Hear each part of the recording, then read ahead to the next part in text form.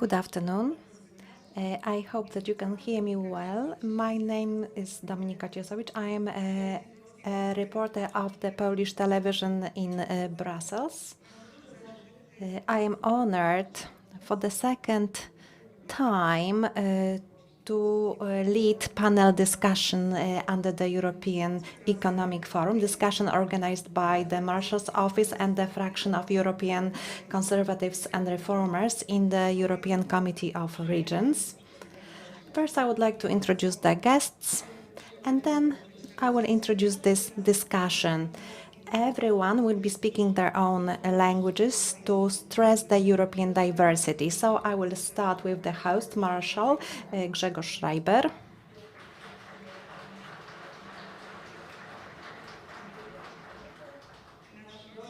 Our guest from Italy, the chair of the European Conservatives and Reformers, Mr. Mario Marsilio. Marshal of Podkarpackie region, also a member of the European Group of Conservatives and Reformators. Barbara Cavendish, who represents the Hungarian regions in the European Committee of Regions, also the ECR, representative of the ECR, and Juan Carlos Gallardo, who is representative of Spain in the European Committee of Regions, also a member of the ECR group.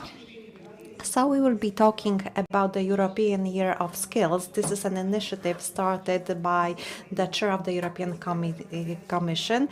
Ursula von der Leyen was talking about it in 2022. She mentioned that it would be important to hold this kind of event, or maybe rather a project.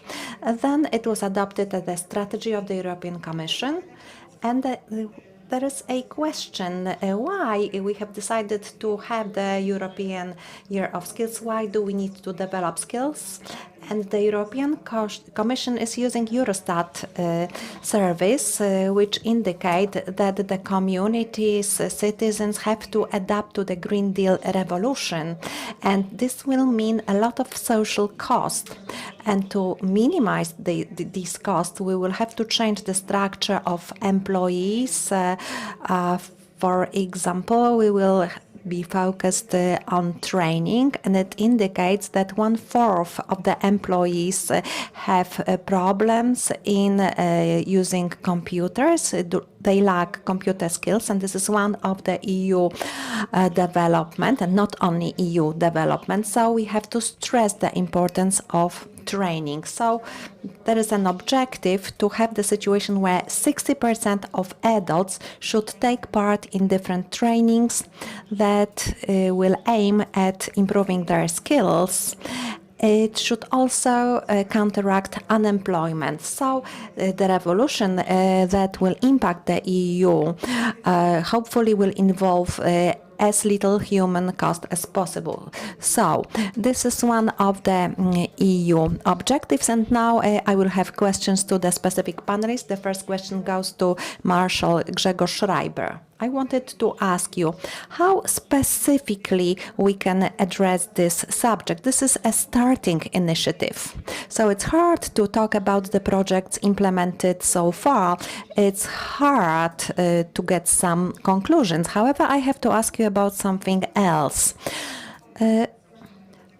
What do you think of this project, Mr. Marshall? Do you think it should evolve this way, this direction? Is it really needed? And how it can impact the region you represent? Good morning, ladies and gentlemen. Welcome to our European meeting in Łódź. I would like to welcome the distinguished speakers who have arrived to this meeting with you. And as Dominika has mentioned, today we would like to talk about the European Year of Skills and Competence. So it sounds that it's another program developed by the European Commission, and we need to consider the rationale of the program, about its assumptions and capacity we have to implement this program. So there are two important numbers in this program. The social objectives for the year 2030, these are the objectives of the European Commission.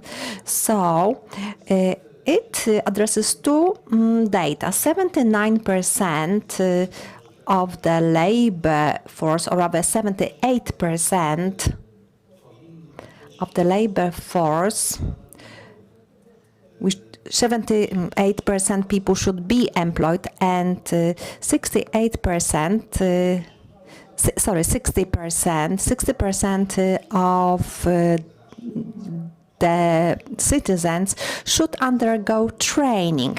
But it means that 60% of the labor force should undergo training every year. This is the requirement. So if we look at it from the Polish perspective, we can say that the first requirement as of today has been met by Poland. In Poland, we employ almost 80% of citizens. This is the data of the last year. So 80% of Poles are employed. Now I think this rate is even higher because the government's policy strengthens possibilities, opens labor market and opportunities to become employed. This is the positive side of this idea. But when it comes to training, even if the data is most optimistic, only 40% of the citizens are involved in the training, so there is a lot to do. So the program, the agenda of the Year of Competence provides opportunities to commence some preparatory training. When we read the program, it is written in the language that is quite general, so we can read that we need to promote work throughout our lifetime, and the directions of learning and training should be based on the requirements and needs of the employers.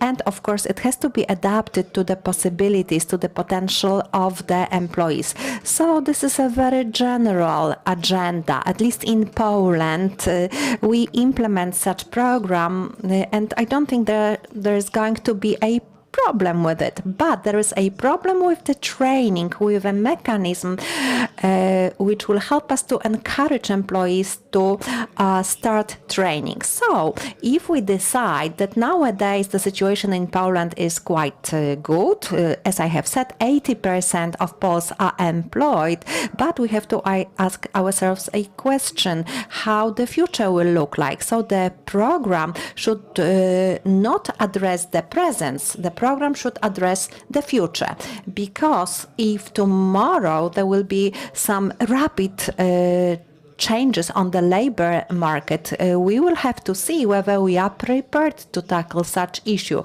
So we have to check whether the Polish society is ready for this. And in my opinion, we should really get ready for the future. Thus, we should benefit from the European Commission's program, which provides us with some opportunities to raise the level of education, which will allow us to fill the gaps, because it's one of the main provisions of this program. We need to fill the gaps. So today there is work in Poland, but when there is a revolution, the chair has mentioned, if something like this happens, then it will be too late to talk about opportunities to adapt to such a change. So we need to start talking about the future nowadays. And our panel of distinguished international panelists is focused on this issue. Thank you very much, Mr. Marshall. And now I would like to give the floor of the ECR group, and I would like to give the floor to Mario Marsilio, who is the chair of his region, Italian region, Abruzzo. This is a region which traditionally was focused on the automotive industry, and when it comes to the automotive industry nowadays, it faces a revolution. So we are starting to use electrically powered engines. We are giving up the use of combustion engines. So please tell us how you're preparing in your region to face these changes. What are your experience, or maybe which fears about the future you have in terms of training and learning new competences? First of all, thank you very much, Mr. Schreiber, for inviting me to this great event in the wonderful city of Łódź. I would like to say that this is a great opportunity to discuss this very interesting topic, which is at the heart of the economic and ecological changes we are facing right now. These are the transformations we observe throughout Europe. In Abruzzo region, in my region, it's in the south of Italy. And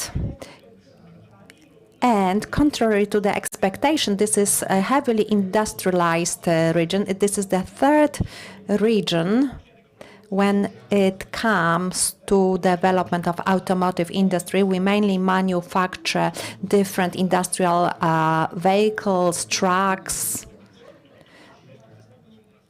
and subsystems for cars. Over 1,000 cars are manufactured per day. Over 30,000 cars are manufactured in our region. We also manufacture motorbikes, Honda engines. Honda company has its factory in our region. When I'm talking about this kind of industry, we also have developed mechanical engineering industry. So it constitutes half of the export volume in our region, and it actually produces the GDP of our region. So development of these industries is very important to our region. Our region needs all kinds of interventions. And of course, we observe the situation that changes. We take decisions at the European level in terms of automotive industry. So it's important what is happening in this sector. We take part in different associations under the European Committee of Regions. We also operate in various European regions. We develop different allies in terms of the automotive industry. We cooperate with the Cassia-Lyon region. We have a representative of this region. So we also cooperate with Polish automotive companies. So when it comes to a warning, I would like to voice a warning. I'm a representative of the Italian government, Giorgio Meloni. So together we are appealing not only as representatives of the regions, but as representatives of the Italian government. So we are stressing the specific development directions for the automotive industry. So we need to be focused on environmental neutrality. European Parliament decided to focus on electrical batteries and engines, on environmental protection, and Europe is lagging behind when it comes to this sector of engines. And And when it comes to raw materials for batteries, we are at the beginning of the path. So China or the United States are well advanced, much more advanced than Europe, than European states. So we decided to consider why we should go against the principle of climate neutrality. So why should we choose from many different options this specific direction, since there was different scientific research conducted, very broad research was conducted, not only for this one direction. So we decided to consider how to select the right path of development to make sure that we have economic development and other factors are addressed. We should keep this ecological climate neutrality. We should also be focused on other objectives. We shouldn't exclude different areas such as reduction of biofuels. It's all very important because it can allow us to obtain sustainable development. It's the same when it comes to the endothermic engines. It's all in line with the operations of the production sector. And when it comes to the batteries themselves, it's a segment. It's an entire segment of the automotive industry that can actually suffer from some problems. So there are also such sectors as the production of spare parts and other components necessary for the car industry. So we employ thousands of employees. But if there are some adverse changes taking place, then these people will lose their jobs. So we need to invest in different tools to reduce such negative phenomena, to provide training for employees in terms of new technologies, new manufacturing technologies, to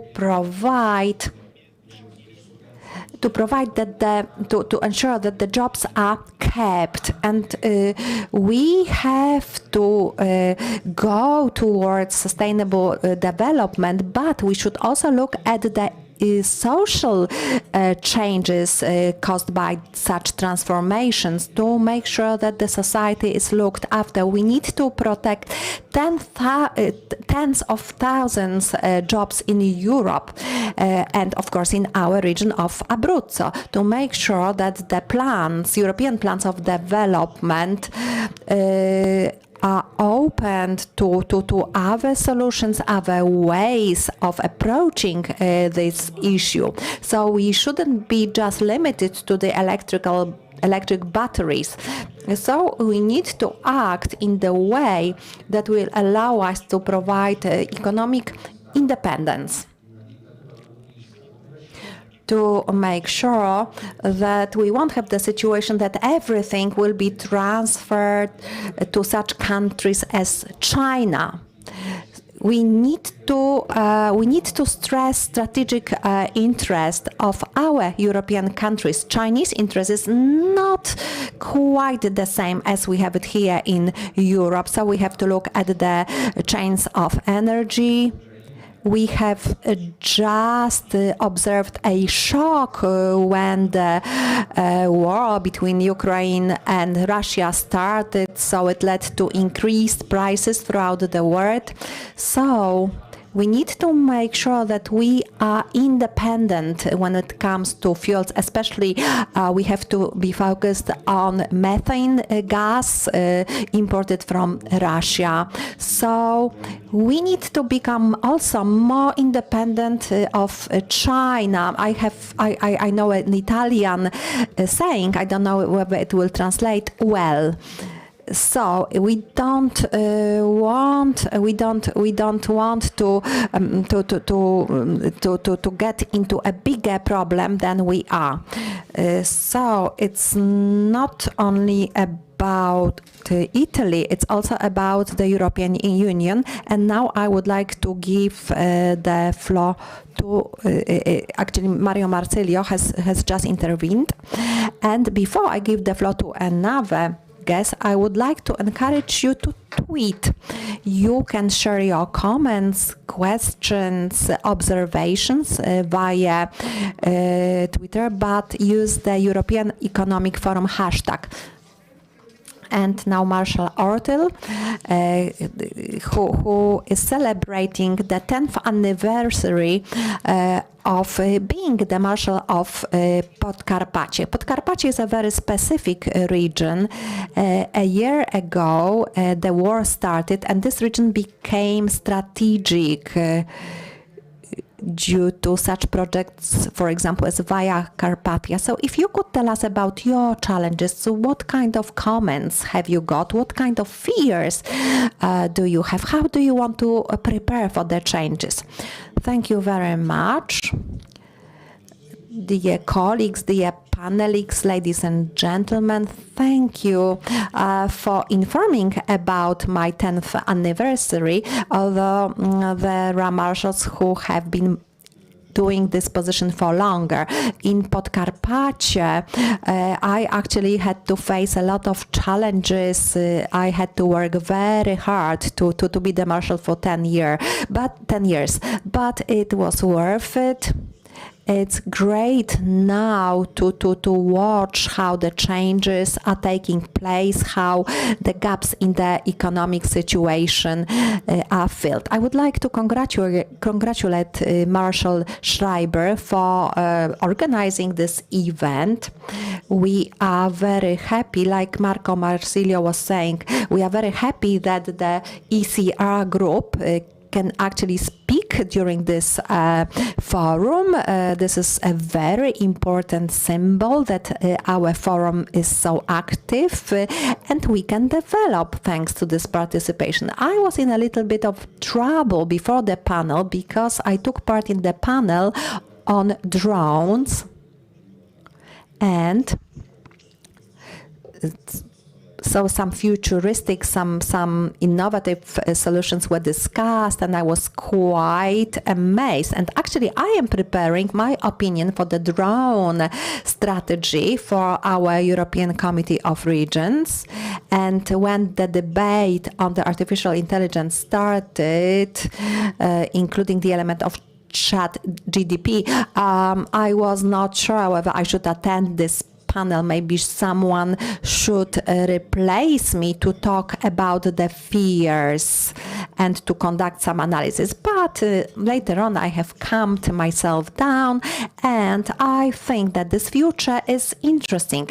It's an interesting challenge. So the year of competences, of skills, is the time when we should get ready for the future. Maybe some of us are frightened, but this is the reality which will enter our social and economic life.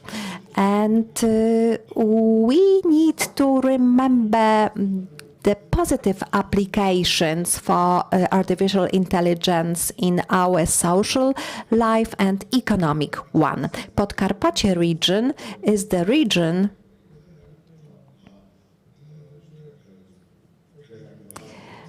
which has innovation in its genes.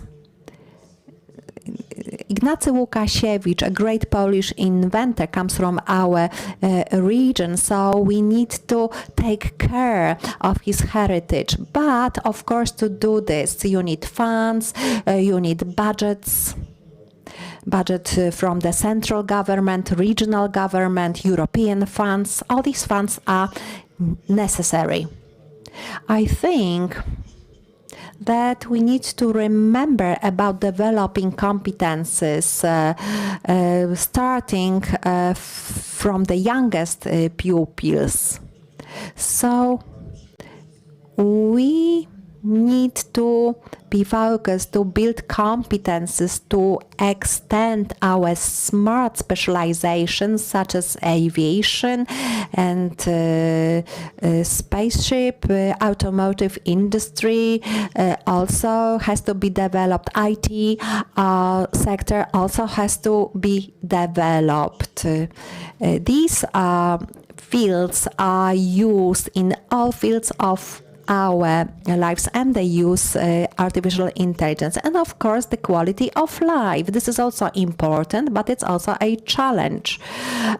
Here we are talking mainly about development of industry apart from the IT, which is quite common in the social spheres too. So when we look at the development of economy and industry, we always need to consider whether the environment is positive. We are just about approaching the Green Deal program. We have to take care of our nutrition. We have to face the ecological challenges. We have to take care of our health. And this is the field which is covered by the smart specialization, which helps us to spend our time in the good way, in the healthy and safe way, in the safe and clean environment. And this smart specialization supports any other specializations. So when we're looking at the plans of actions for future, it's quite clear that we should develop Bieszczady Mountains area too. Carpathian Mountains have to be developed. I was able to be involved in development of an opinion on the fifth macro-regional strategy of the European Union for the Carpathian region, and we can see that there is quite a big potential in the Carpathian region thanks to the great cultural and natural heritage. So it has a lot of resources of clean environments, and of course there is the potential in people, in the inhabitants of this region who are proud of their culture, who want to host us as their guests. They do not want to be replaced by the artificial intelligence. So we have to dedicate some competences to these people too. It's not only important for my region, for Małopolska region, where Carpathian regions are found. It concerns all the Carpathian countries. So when it comes to developing competences and developing conditions for development, the Alps countries have coped very well with this issue. They've got the specific strategy for this, and it works very well. Some of us go to the Alps. We also go there to see how this region develops and how we could use best practices from the Alps. So this is very important from the perspective of the regional and local governments. But of course, to do this in the right way, member states have to take some joint decisions, and not all the member states are very enthusiastic about this. There are countries that are still considering, that are still not so sure that whether this program will be beneficial, whether the strategy will work well in their territories. So we need to discuss these aspects. We need to do our best to make sure that these macro regional instruments are used well, to make sure that they are functional, and to be able to implement this instrument, we need to develop awareness, competence among young people who very soon will take part in the economic life and social life, and we should start at very early stages. An ecological education should start as early as possible. Only then it will become a standard and it will function well in line with our economic development. When I'm thinking of the Carpathian Mountains, I'm sure that we have to observe Green Deal. And if we're talking about Green Deal, it's definitely the topic for the Carpathian region. Thank you very much, Mr. Marshall. And now over to our guest from Spain, Juan García Gallardo Frings from Castilla and León region. And Spain is another example of a country facing a difficult challenge of both social, economic and demographic changes. So what are your concerns about what might happen in the future? And how can you tap into this revolution that is ahead of us to improve something? So this revolution might not bring only victims, but also give us opportunities. So over to you.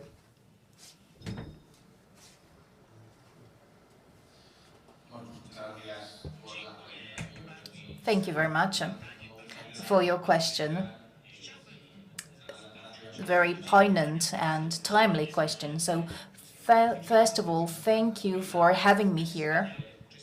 There are so many acknowledged panelists, and it's an honor to be here among my colleagues. And then everything is happening in Poland. And I'm a great admirer of this country. I admire Polish fight with all totalitarian regimes, Nazi and totalitarian regimes, and right now we are fighting cancel culture. So this is supposed to be the only possible way of thinking. And Poland is one of the countries where the government is really admirable. And I think that I really need to express my gratitude, and Poland is a great source of inspiration, a great example, just like Italy. So we are deeply impressed by the Polish government. And there are also our colleagues from Hungary here that cooperate with us during sessions at the Committee of the Regions. So we discuss the same topics at the forum in Brussels. And my answer is clear-cut, no. I believe that 2030 agenda that is imposed on us by the supranational institutions, I'd say that those goals are of a political nature. It used to be concealed, and now it's quite clear. So the aim is to curb the economic growth under the pretext of environmental protection. But what's really true is that they don't care much about the environment. And then, when it comes to the Carpathian region and Green Deal, it's kind of similar to what's happening in Spain when it comes to our mountainous areas. But when it comes to the Green Deal strategy, when it comes to the 2030 strategy, it's not really about the environment. It's a radical ecological thinking. It's just another fundamentalism. And the aim is to limit the economic growth, and all of it's under this pretense of protecting the environment. And what is really about is about limiting certain sectors. For example, the automotive industry. Just like in Abruzzo region, in Castilla and León, we have many factories of cars, trucks, lorries, and for example, there's this Euro 7 standard aimed at limiting CO2 emissions for 2025 for passenger vehicles and trucks, but it's not feasible from the technical point of view. Those regions that produce cars will not be able to meet those norms and standards.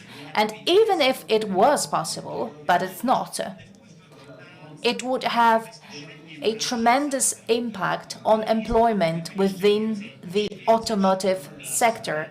And I'm not ready to give up even more jobs for the sake of the Green Deal. We have the rules, principles. We are for the rule of law, but we are against this authoritarian approach when it comes to climate. And there are our colleagues in Poland and in Hungary, and we are against this new ecologism. And I believe that those who will be most affected by the new Green Deal are people living in the countryside. And what is the European Union doing? What is Brussels doing? We have more and more rules, more and more obstacles, more and more administrative burden. Then farms producing meat are closed down. So what is it going to be all about, this European transformation? We should be really independent when it comes to food security. Our Spanish gastronomy, restaurants, food are really well developed. And if we are limited in our production of energy, food, cars, is it the way to save the planet? To save the planet against what? The real threat for the European societies is not the environmental threat. Environmental policies have been in place for decades. Its impact on the environment without hurting its economy. So it's high time we showed who are the ones that really impact the environment, destroy it. For example, China, for example, Indonesia, they should limit their production and their environmental footprint so that they could sell their products in Europe. So we cannot become our own enemy. So I believe that it's our obligation to find balance between the protection of our beautiful landscape and environment and protection of the economy.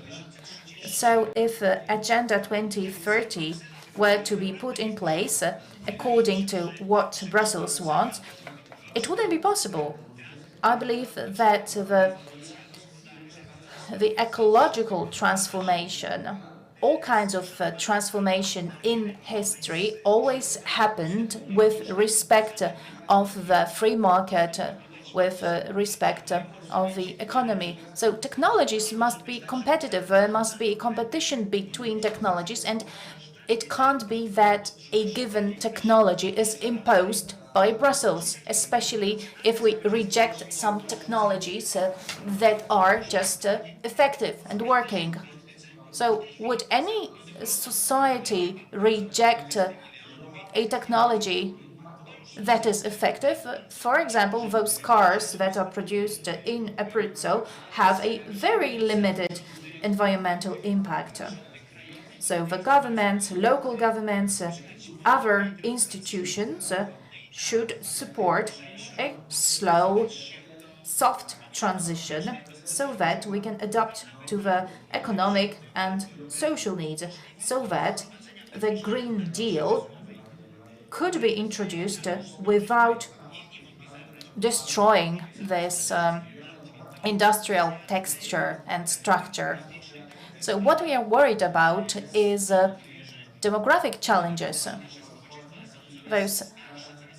Those changes lead to a situation in which we have less and less children. In Castilla and Leon, we are trying to find solutions to this program. That's why we introduce innovative policies so that the industry can be stronger and stronger and more adapted to the modern times, so that the industry could provide better and better paid jobs. And from this perspective, production sectors like agri-food or automotive or energy sectors, producing energy, especially from the renewable energy sources, that's the way to go. So we need to diversify our economy, we need to diversify our industry so that we can offer a future for the youth that is based on prosperity and freedom.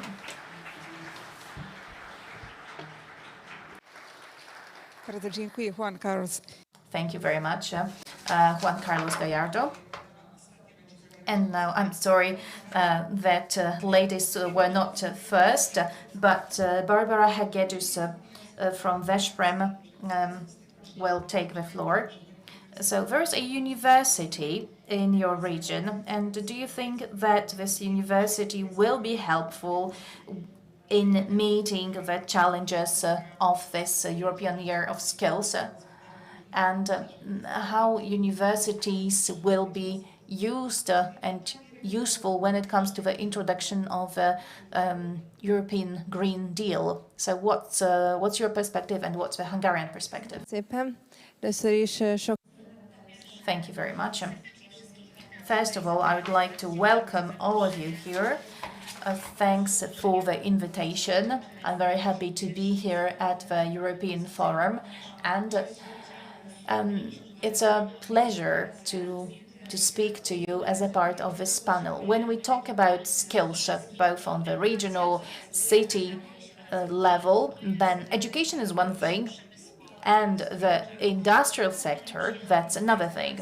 I have come from Veszprém, and Veszprém is a city in the northern part of Hungary, near to the Balaton Lake region.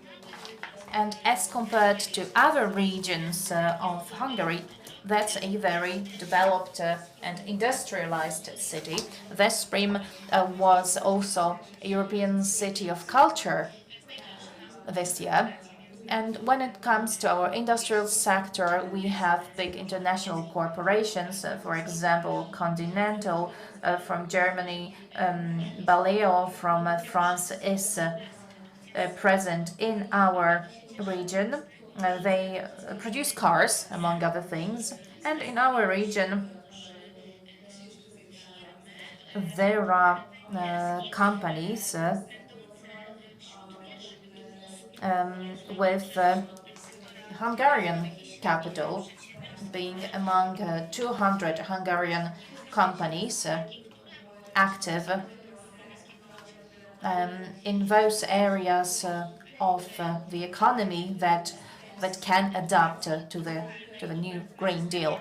We have a dual educational system, both on the secondary and on the tertiary level. So it's based on the German system, this dual formation and education system. Our local university cooperates with local companies, but also with MOL, which is a big countrywide company producing oil.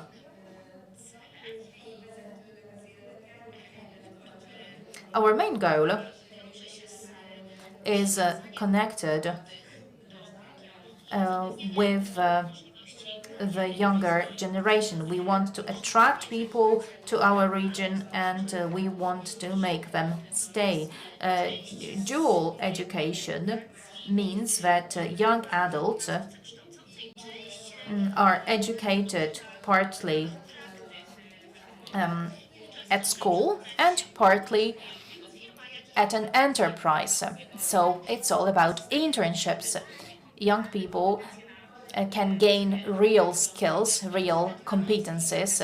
So our University of Panoia has a program that was developed together with CoMC. That's a company producing solar panels.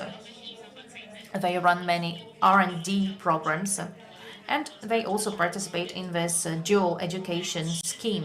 This means that every week students learn 3 days at a university and 2 days in a company. For example, on Balaton there is this race of sailboats powered by solar energy. So within the framework of this program, a boat powered by solar energy was developed, and it was developed in cooperation between students and the company workers. It's 100% local government initiative, this R&D program. So the idea came from the local government, and here I mean a machine park project. It started from small and medium enterprises, turning to the local government and asking them for supporting skills development. This dual education system has a drawback. When a student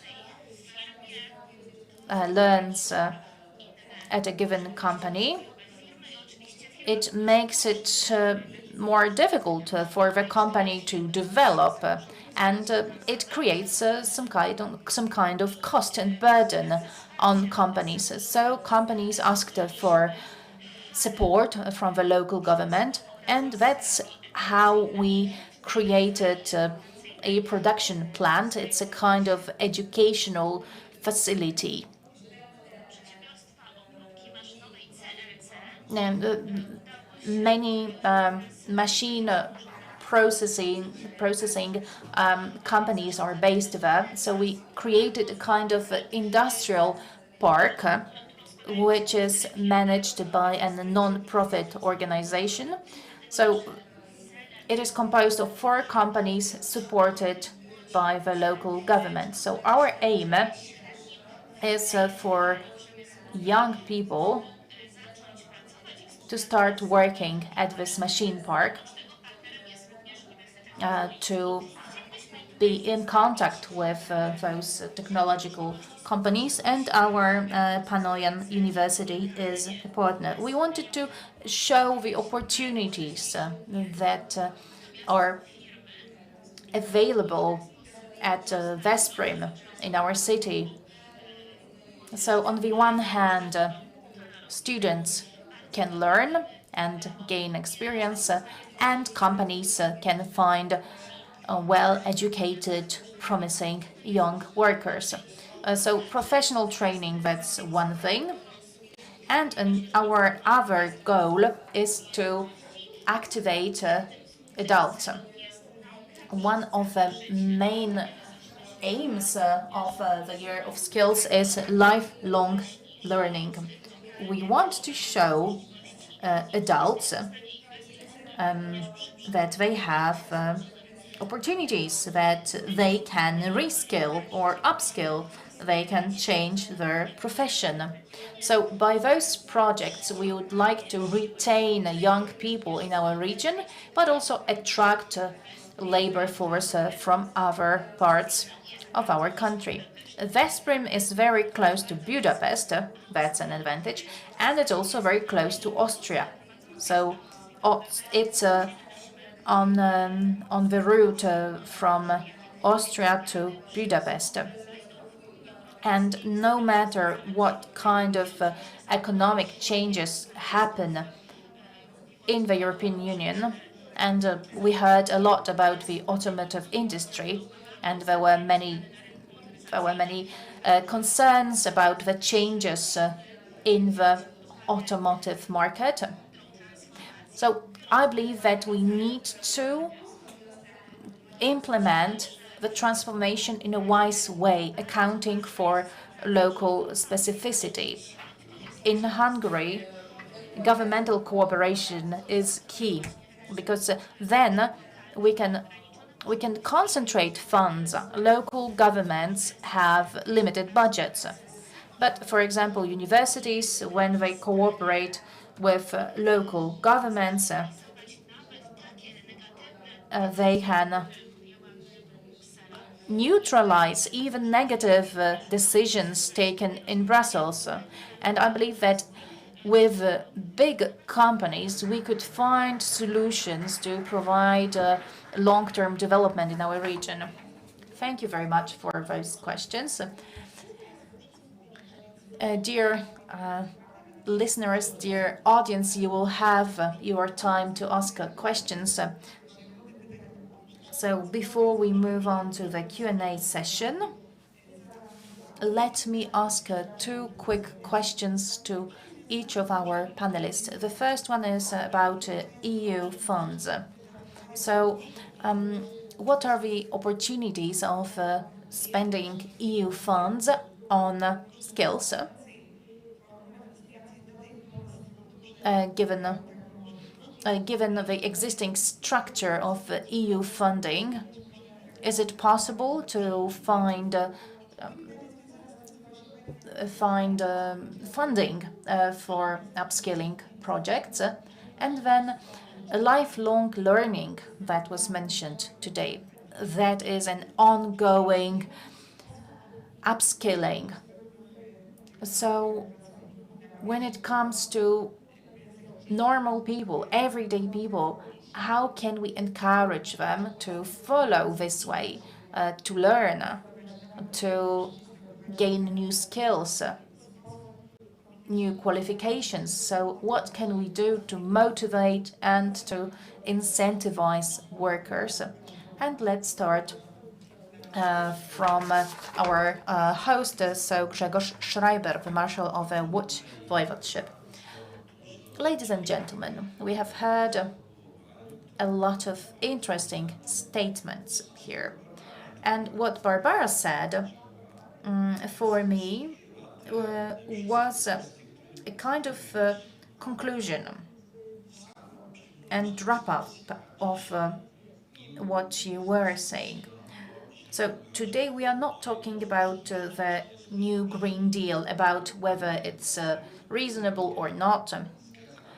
Here, we are critical about some propositions, some suggestions from the European Commission that impact the free market. For example, the automotive issue. That's exactly this kind of a problem.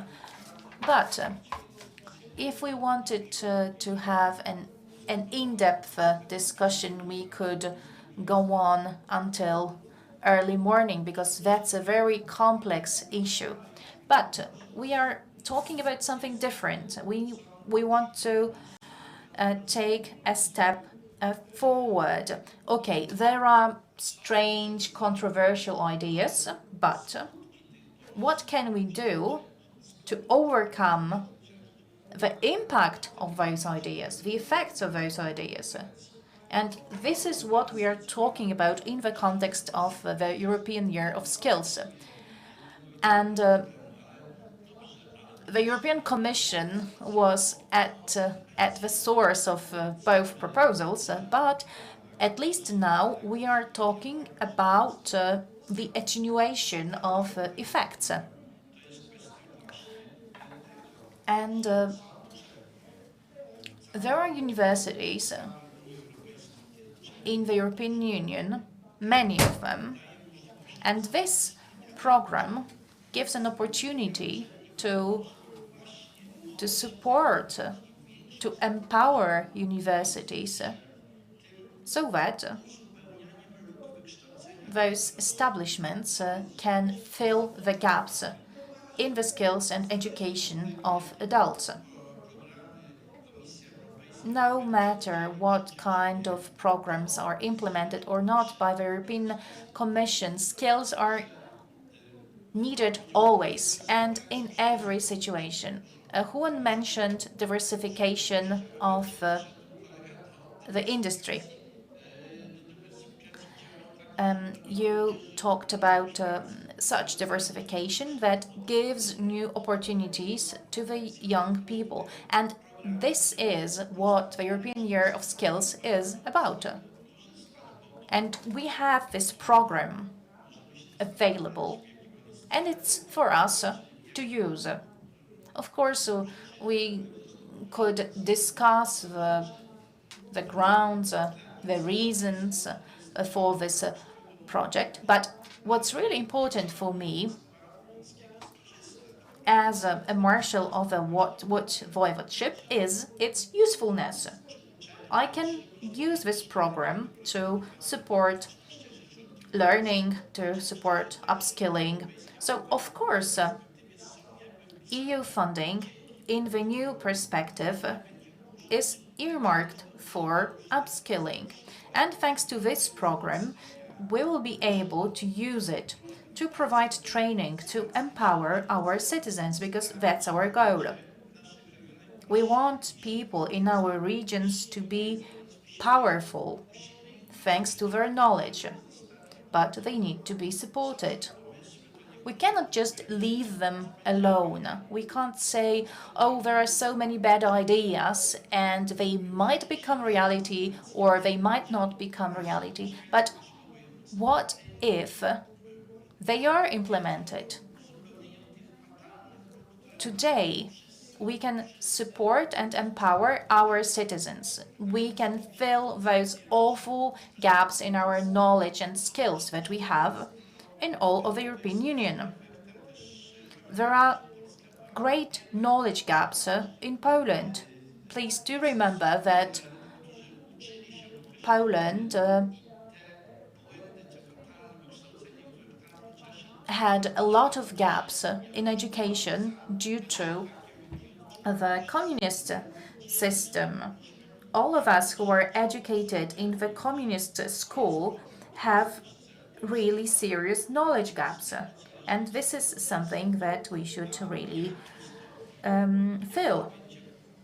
So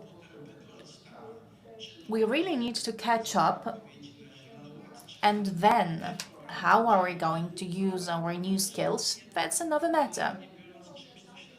But generally speaking, progress. We are here in Łódź, in a city that was built through work, through a new philosophy of work, through industrialization, and that's a revolution that took place 200 years ago, and now we have a new revolution looming, that of automation. So no matter what we say here about the impacts of the new Green Deal, we'll have to face the challenges of automation. As a result, many people will disappear from the job market. Many professions will just disappear, and those people need tools to be able to find their place in a new reality. But it's high time we started preparing them for this future, because in the future it will be too late.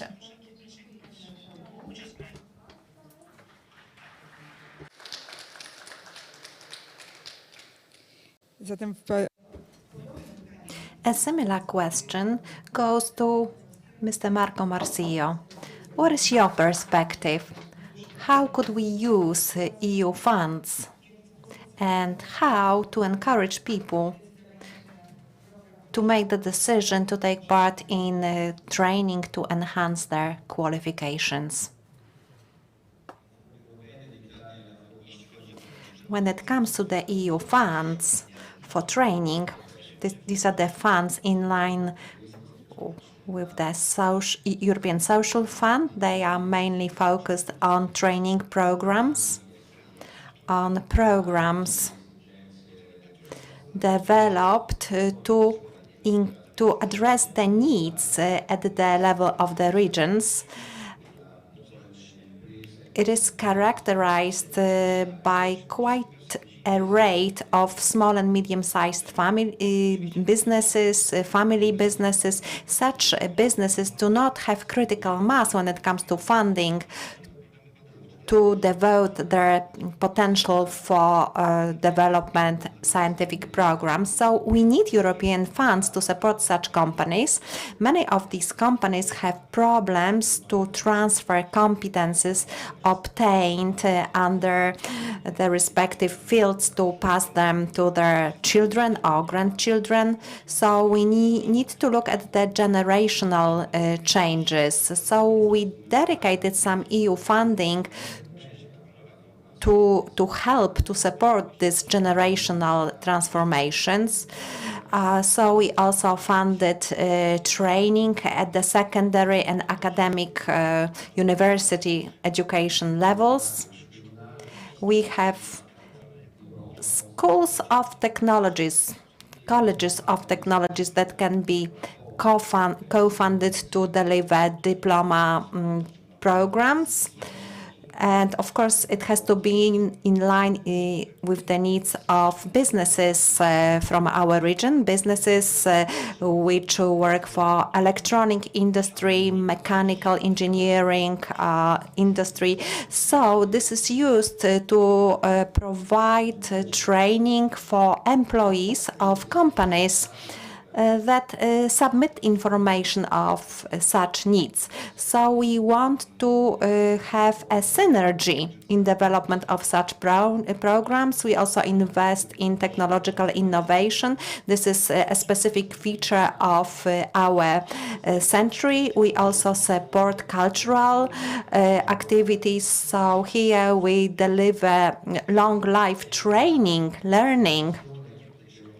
So these are the trainings that have to be based on cultural factors. Nowadays, if people are not ready to get involved in the lifelong learning, such people will stand still. They will not develop. So we always support activities to improve the businesses which are involved in crafts, technological innovations, revolutions have also introduced some transformations. So these changes are very quick and it impacts the types of operations of all the businesses. Everything is happening faster and faster. And sometimes it's not possible to catch up with all these rapid changes. And then we lose the potential to respond adequately to meet the market needs. So businesses which will become more involved, they will be better prepared to follow the changes, to meet the challenges. And they will be able to take part in the lifelong learning. It's of course up to the public authorities too. They have to face these challenges in terms of training for new technologies. Also, the public administration need to implement such programs. I am very active in the discussions on allocating resources to allow people to re-qualify in the sector of administration or in other sectors. We have the so-called competence hub. In July, there will be a meeting about it. This will be talks with representatives of the Italian government, so it will be a good, interesting opportunity to share this experience with the minister who's responsible for this project in Italy.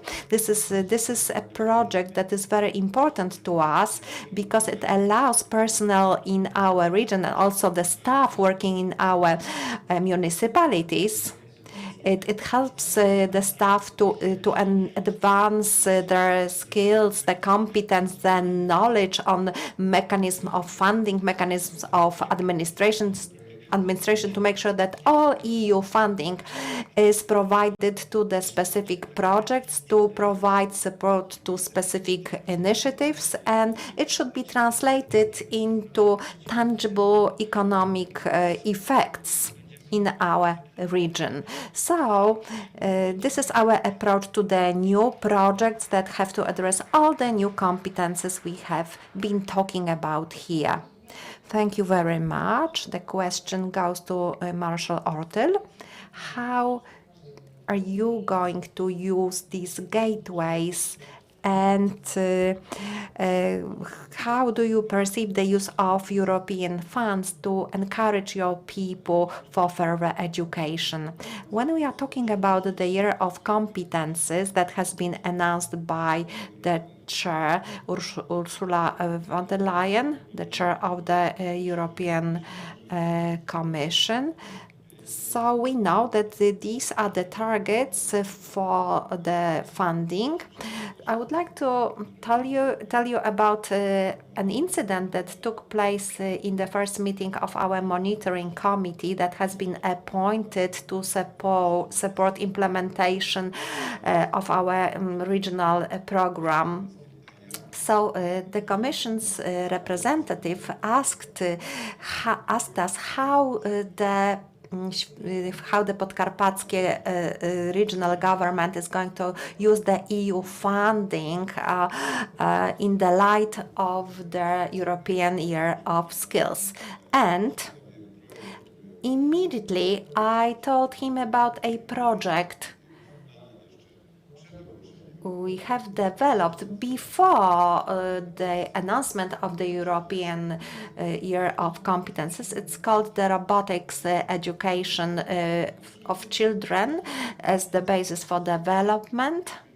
So I told this gentleman that we have to underline the competences all the time, and the announcement of the European Year of Competences is to promote, to remind our actions in these fields. In a moment, I will tell you more about this project. This project is a separate project. It includes all primary schools in our region.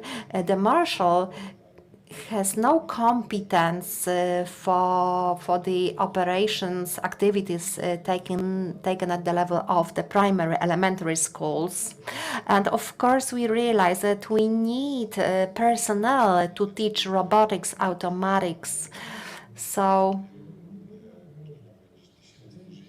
we need to develop thousands of engineers to operate on our market, to develop industry, to create steady jobs. So the education has to start in the nurseries, in the elementary schools, and then it has to be continued in the secondary schools and the universities. So we are developing such system in the region of Podkarpacie. So we are starting with the robotics education for children and youth. We also develop our teachers, we develop labs and venues which will demonstrate model solutions. And this project should be continued. It shouldn't be just close to this one campaign funded by the European Union. It should be a permanent feature. So we've made an assumption that over 400 schools will take part in the project, And we were a little bit afraid because it was quite a challenge, because we knew that we had to find teachers with passion for this kind of studies. So teachers just have to be gifted in this field, and they have to know how to teach these competences to children and youth. So actually 700 schools decided to take part in the project. It's two-thirds of the schools in our region, and the process is not closed yet.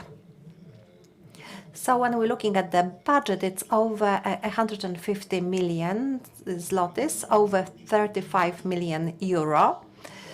So we will need more funding than just European funding. We will need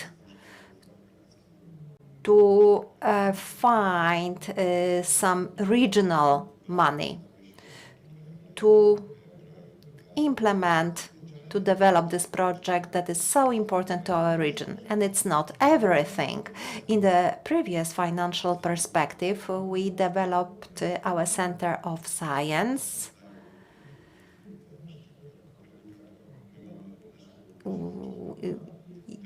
Everybody in Poland knows Copernicus. In our region, we have Łukasiewicz, the inventor. So our elementary school students, secondary school students, also adults can come to this Center of Science. They can learn some practical skills, some scientific rules. So it builds their competences. We also have another stage that is focused on students, universities. It's the Podkarpacie Innovation Center. So there's an eco lab where students can develop prototypes of machines. They can build their inventions. They can use equipment available, and of course there is qualified personnel available. And of course this access to services is free of charge. They can assemble devices. They can deliver research. So this is an incremental education and acquiring competences. So once one youth and children are introduced to this approach, they will follow the path of the lifelong learning. So it's not about specific job. It's about different jobs. They are of different specificities. We have selected some profiles, but we know that we should be prepared to change our careers. We shouldn't think that we will start a job and we will do it throughout our life. We have to be ready for change.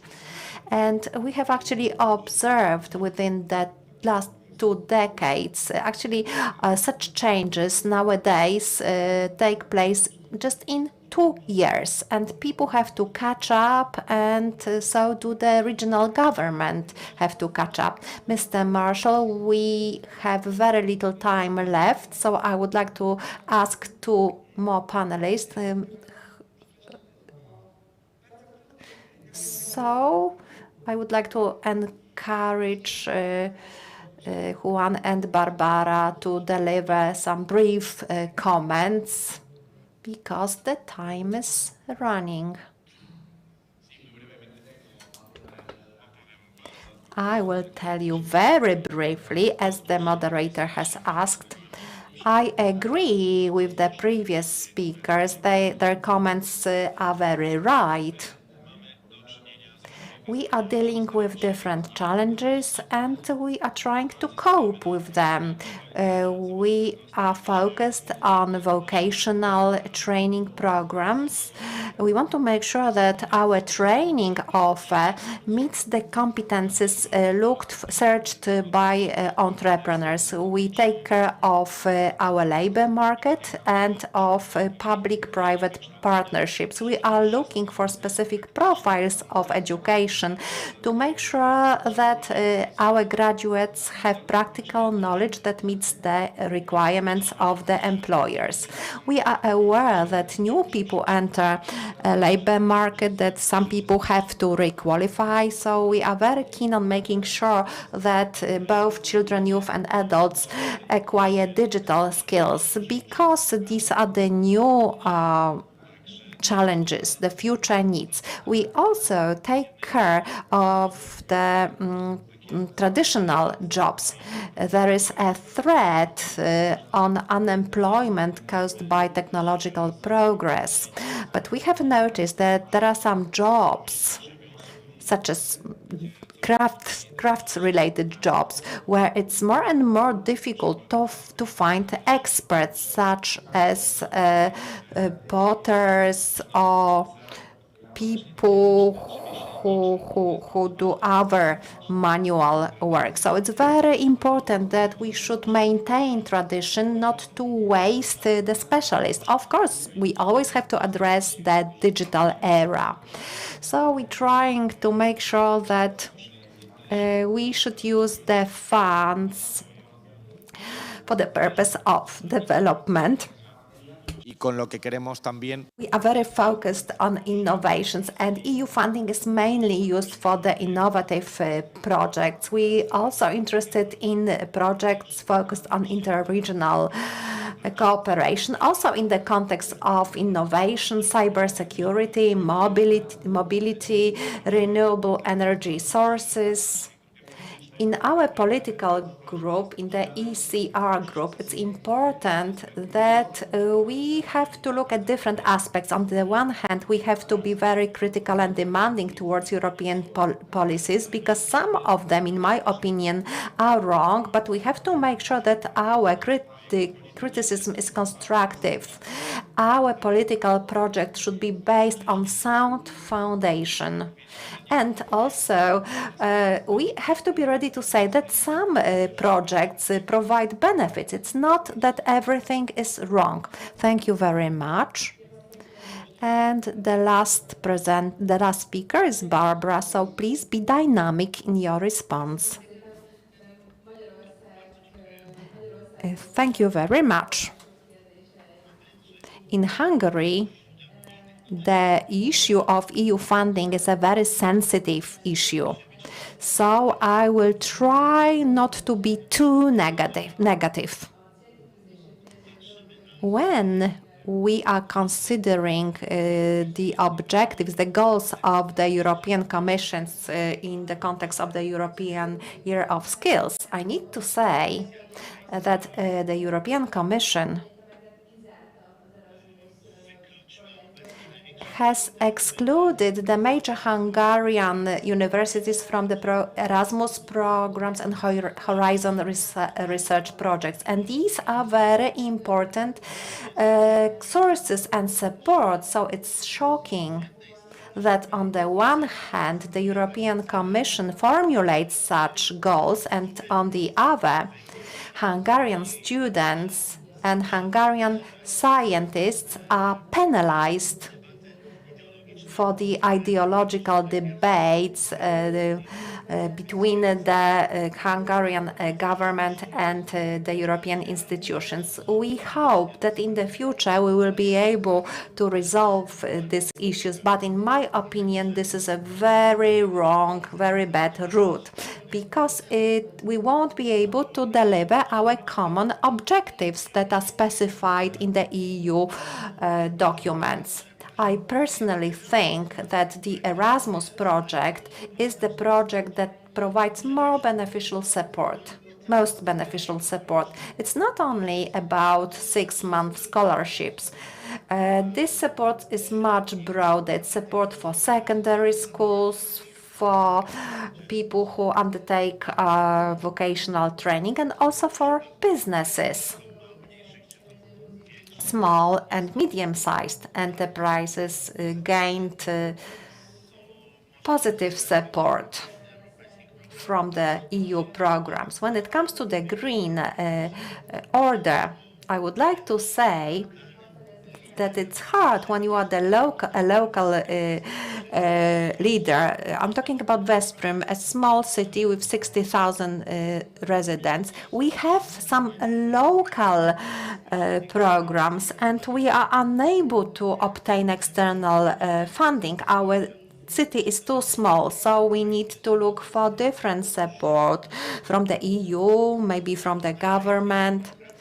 But the bureaucracy for the direct subsidies is so difficult that local authorities are not able to obtain this support. So we have to amend EU programs in this context. And when it comes to the lifelong learning, I would like to tell you about a positive example. Hungarian government sponsors learning 2 jobs irrespective of the age. So the government wants to support requalifications to make sure that people can change their jobs. And for example, businesses receive tax exemptions when their employees obtain new jobs, take part in the training. So I think these are the directions that can provide support to the objectives. So we need this technological transformation. We want to make sure that the new employees are able to face challenges. But how can we locally support small and medium-sized businesses? These are the businesses that are the core for the local community. And our experience is that SMEs pay back the support. Large companies face major challenges easily. Small and medium-sized enterprises need support from the government and from the European Union. And the summary from the head of the ECR.